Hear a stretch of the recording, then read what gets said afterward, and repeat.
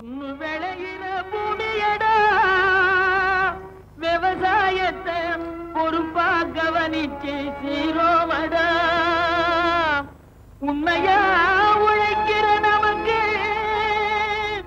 எல்லா நன்மைகளும் நாடி வந்து கூடுதடா.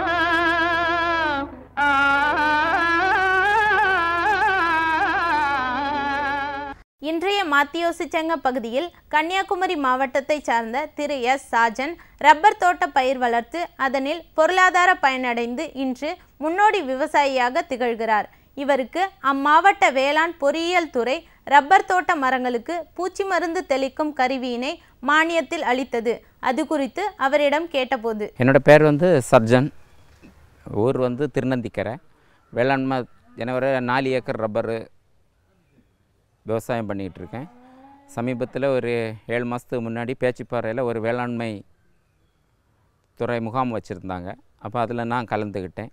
பிறகு ஒரு மிஷன் வேணும்னு அப்ளிகேஷன் கொடுத்துருந்தேன், சல்ஃபர் அடிக்கிற மிஷன். அப்போ அவங்க வேளாண்மை துறை பொறியியல் துறைன்னு தக்கலையில் ஆஃபீஸை அணுக சொன்னாங்க. பிறகு அங்கேருந்து எனக்கு சப்சிடி மூலம் மிஷன் தர்றதாட்டு சொல்லியிருந்தாங்க. அப்போ நான் இந்த சிஃப்ராலி மிஷனை செலக்ட் பண்ணி இது பண்ணேன். எனக்கு அந்த மிஷன் கிடைக்கிறது, மானியத்தில் கிடைக்கிறதுக்கு உதவி செய்து இன்றைக்கி அந்த மிஷன் கிடச்சிருக்கு. அதுக்கு ரொம்ப நன்றி. கன்னியாகுமரி மாவட்டம் பேச்சிப்பாறை வேளாண்மை அறிவியல் நிலையத்தில் வேளாண் ஆராய்ச்சி விரிவாக்க மையம் செயல்பட்டு வருகிறது. இதன் முக்கிய நோக்கம் வேளாண் பெருமக்களுக்கு விழிப்புணர்வை ஏற்படுத்துவதாகும். விவசாய பெருமக்களுக்கு நீர்வளம், நீர்ப்பாசனம், தோட்டக்கலை மற்றும் கால்நடை பராமரிப்பு போன்ற பல்வேறு பயிற்சிகளை அளித்து வருகிறது. இன்றைய நிகழ்ச்சியில் கன்னியாகுமரி மாவட்டம் பேச்சிப்பாறை வேளாண்மை அறிவியல் நிலையம் ஒரு சிறப்பு கண்ணோட்டம். வழங்குபவர் பேச்சிப்பாறை வேளாண்மை அறிவியல் நிலையத்தின் பேராசிரியர் மற்றும் தலைவர் முனைவர் ஆர் கண்ணன் அவர்கள்.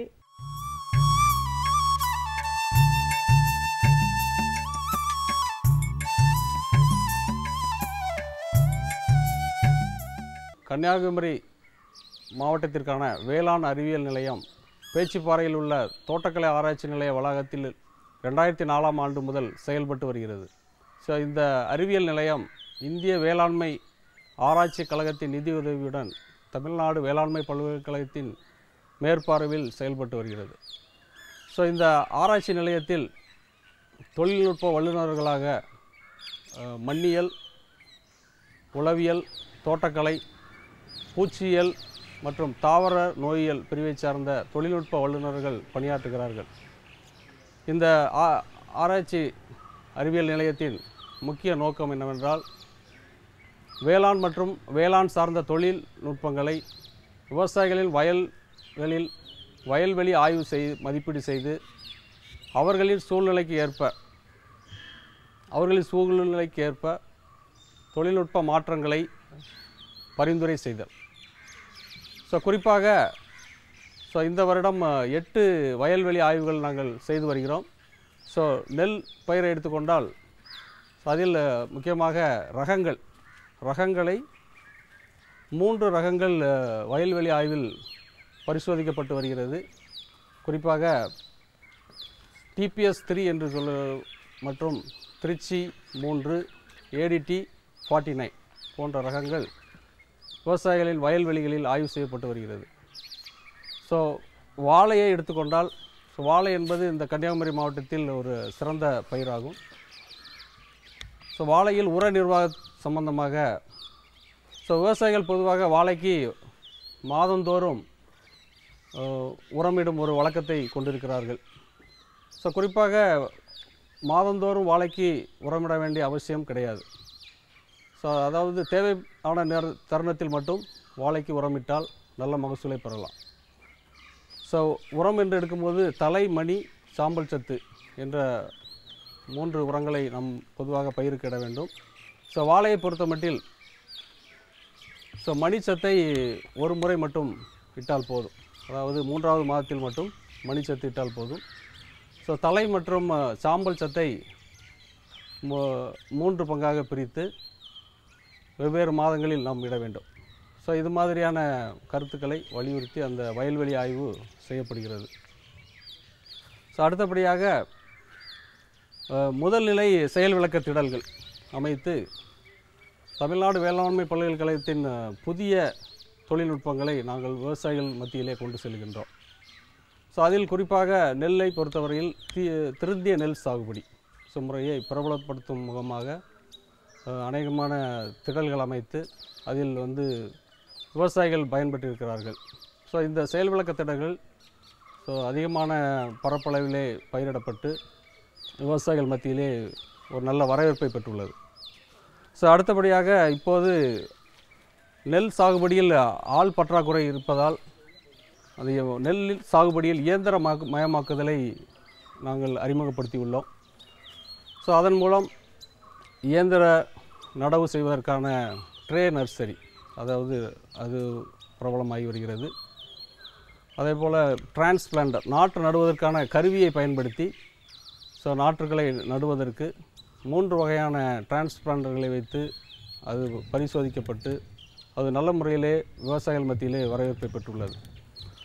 இவ்வாறு வயல்வெளி ஆய்வு மற்றும் முதல்நிலை செயல் விளக்க திடல்கள் அமைத்து விவசாயிகள் மத்தியிலே ஒரு நல்ல வரவேற்பை பெற்றுள்ளோம். அடுத்தபடியாக சுய தொழில் தொடங்குவதற்கான பயிற்சிகளை இந்த வேளாண் அறிவியல் ஆராய்ச்சி நிலையத்திலிருந்து நாங்கள் நடத்தி கொண்டிருக்கின்றோம். சுய தொழில் என்று சொல்லும்போது வாழை தண்டிலிருந்து கைவினைப் பொருட்களை தயாரிப்பது எப்படி என்று அவர்கள் பயிற்சி கொடுத்து அதில் பலர் இந்த தொழிலை ஒரு உதாரணமாக எடுத்துக்கொண்டு மாதம் ரூபாய் 35,000 வரை வருமானம் பெறும் வகையிலே அவர்கள் செய்து வருகிறார்கள். மகளிர் சுய உதவி குழுக்கள் சுய தொழில் செய்யும் பொருட்டு காளான் வளர்ப்பு பயிற்சியை இந்த வேளாண் அறிவியல் நிலையத்தின் சார்பாக நாங்கள் கொடுத்து வருகிறோம். இதில் மகளிர் சுய உதவி குழுக்கள் பங்கேற்று அவர்கள் சுய தொழில் செய்து மாதம் ரூபாய் நிகர லாபமாக 10,000 வரை பெருமளவுக்கு அவர்கள் காளான் சாகுபடியை செய்து வருகிறார்கள். குறிப்பாக காளான் விதை உற்பத்தியிலும் சிலர் ஈடுபட்டு மாதம் 20,000 வரை லாபம் பெறும் ஒரு வாய்ப்பும் இதில் இருக்கிறது. குறிப்பாக கன்னியாகுமரி மாவட்டத்தை பொறுத்தவரையிலே காளான் வளர்ப்பதற்கேற்ற சாதகமான சூழல் நிலவுவதால் இந்த காளான் பயிற்சிக்கு மக்களிடையே மிகுந்த வரவேற்பு இருக்கிறது. இவ்வாறாக சுயதொழில் பயிற்சியை கொடுத்து வருகிறோம். தென்னை மரம் ஏறும் கருவியை தமிழ்நாடு வேளாண்மை பல்கலைக்கழகத்தின் மூலமாக நாங்கள் அறிமுகப்படுத்தியிருக்கிறோம். இது இளைஞர்களிடையே நல்ல வரவேற்பை பெற்றுள்ளது. குறிப்பாக கன்னியாகுமரி மாவட்டத்தில் தென்னை மரங்கள் அதிகமாக உள்ளது. அவற்றில் ஏறி தேங்காய்களை பறிப்பது என்பது ஒரு சிரமமான காரியமாகும்.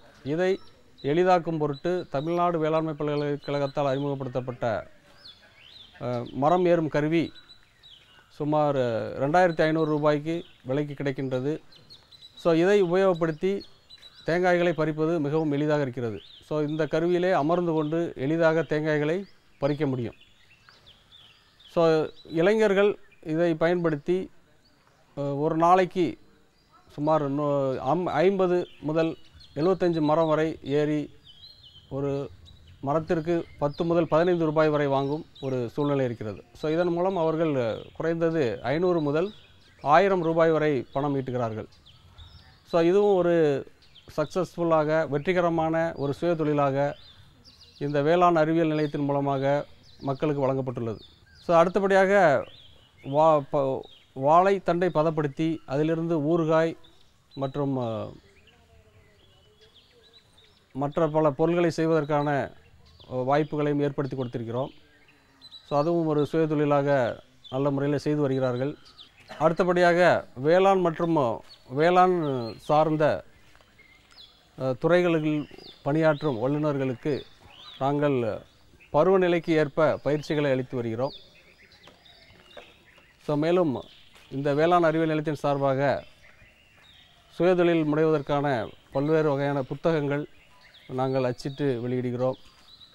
மேலும் வானொலி வேளாண்மை பள்ளி மூலம் ஒரு குறிப்பாக மரவள்ளிக்கிழங்கு சாகுபடியை சமீபத்திலே நடத்தி முடித்திருக்கின்றோம். இதன் மூலம் வானொலி வேளாண்மை பள்ளியில் மூலம் மக்கள் மிகுந்த பயனடைந்துள்ளார்கள். இந்த வேளாண் அறிவியல் நிலையமானது 2004ஆம் ஆண்டு முதல் வயல்வெளி ஆய்வு, செயல் விளக்க திடல்கள் மற்றும் சுயதொழில் வாய்ப்புகளை மக்கள் மத்தியிலே பிரபலப்படுத்துவதில் முக்கிய பங்கு வகிக்கிறது. வேளாண் சார்ந்த துறைகளுக்கும் நாங்கள் பயிற்சிகளை அளித்து நல்ல முறையிலே பணியாற்றி வருகிறோம். நேயர்களே, இன்றைய பொன் விளையும் பூமி நிகழ்ச்சியை பார்த்திருப்பீங்க. நிகழ்ச்சியில் இடம்பெற்ற அத்தனை பகுதிகளும் உங்களுக்கு மிகவும் பயனுள்ளதாக அமைந்திருக்கும் என்று நம்புகிறோம். உங்களது கருத்துகளும் ஆலோசனைகளும் வரவேற்கப்படுகின்றன. எங்களது மின்னஞ்சல் முகவரி ddagri05chennai@gmail.com. மீண்டும் நாளைய பொன் விளையும் பூமி நிகழ்ச்சியில் சந்திப்போம். நன்றி, வணக்கம்.